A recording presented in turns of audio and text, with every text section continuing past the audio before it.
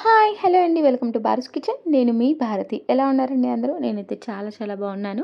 And మీ అందరూ కూడా చాలా బాగుండాలని కోరుకుంటున్నాను. సో, ఈరోజు నేను చూపించబోయే రెసిపీ ఏంటంటే డయాబెటిస్ వాళ్ళకైనా, అలానే హెయిర్ ఫాల్ ఎక్కువగా ఉన్న వాళ్ళకైనా, అలానే మజిల్ స్ట్రెంగ్త్‌కి వీటన్నిటికి కూడా చాలా బాగా ఉపయోగపడుతుందండి. సో, ఈ రెసిపీ చూసే ముందు మన ఛానల్‌ని గనుక ఎవరైనా ఫస్ట్ టైమ్ విజిట్ చేస్తుంటే ప్లీజ్ సబ్స్క్రైబ్ చేయండి. అలానే పక్కన బెల్ ఐకాన్‌ని కూడా హిట్ చేయండి.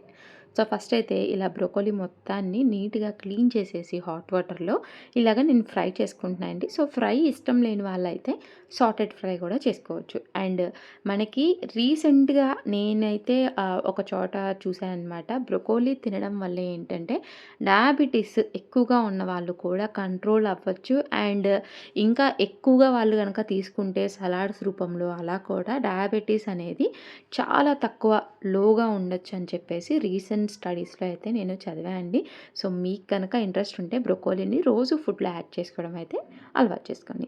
అండ్ ఇక్కడ ఇంకో పాన్ పెట్టేసుకొని మనం ఒక హాఫ్ కప్పు పచ్చిపప్పు, అలానే ఒక 2 స్పూన్లు మినపగుండ్లు ఇలా యాడ్ చేసి కొంచెం ఆయిల్‌ని యాడ్ చేసుకొని ఇలా దోరగా వేయించుకొని, ఇలా వేయించుకున్న తర్వాత ఒక పక్కన పెట్టేసేసుకోవాలండి.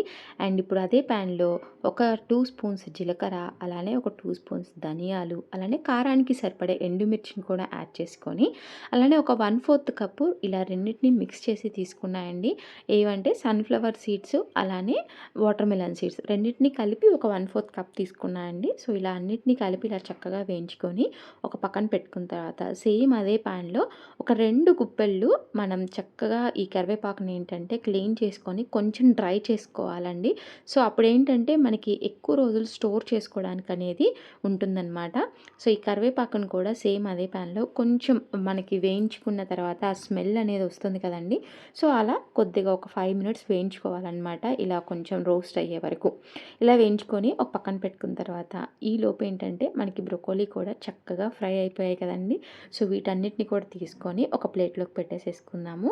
సో, మనం ముందుగా వేయించి పెట్టుకున్న కరివేపాకుని, అలానే ఈ పప్పులన్నిటినీ కూడా కొంచెం చల్లార్చుకొని ఈ బ్లెండర్‌లోకి యాడ్ చేసేసుకోవాలండి. ఇలా యాడ్ చేసుకున్న తర్వాత ఒక చిన్న నిమ్మకాయ సైజ్ అంత చింతపండుని యాడ్ చేసేసుకొని, అలానే తగినంత సాల్ట్‌ని కూడా ఇందులోకి యాడ్ చేసుకొని, బాగా పౌడర్ లాగా మనం బ్లెండ్ చేసేసుకొని ప్రిపేర్ చేసుకోవాలండి. సో, ఇప్పుడు ఈ పౌడర్‌ని ఏంటంటే మీరు ప్లెయిన్ రైస్‌లో కలుపుకొని తిన్నా కూడా, ఇడ్లీలోకి కూడా, దోసల్లోకి కూడా చాలా బాగుంటుంది. అలానే చాలా హెల్తీ కూడా అండి. అలానే ఇప్పుడు ఈ పౌడర్‌ని ఏంటంటే మనం ముందుగా ఫ్రై చేసి పెట్టుకున్న బ్రొకోలీలో ఇలా చక్కగా ఒక 2 స్పూన్స్ పౌడర్‌ని ఇలా యాడ్ చేసేసుకొని కంబైన్ చేసుకున్నామంటే చాలా బాగుంటుందండి. సో, మీరు టేస్ట్ చేసి ఎలా ఉందో కామెంట్ చేయండి. అలానే ఈ రెసిపీ నచ్చితే లైక్ చేయడం మాత్రం మర్చిపోకండి. Thank you for watching.